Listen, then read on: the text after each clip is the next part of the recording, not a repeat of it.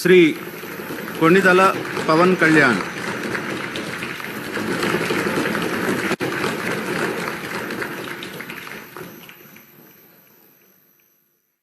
కొణిదల పవన్ కళ్యాణ్ అనే నేను శాసనసభ సభ్యుడిగా ఎన్నికైనందున శాసనం ద్వారా నిర్మితమైన భారత రాజ్యాంగం పట్ల నిజమైన విశ్వాసం, విధేయత చూపుతానని, భారతదేశ సార్వభౌమాధికారాన్ని, సమగ్రతను కాపాడుతానని, నేను స్వీకరించబోయే కర్తవ్యాన్ని శ్రద్ధాశక్తులతో నిర్వహిస్తానని దైవ సాక్షిగా ప్రమాణం చేస్తాను.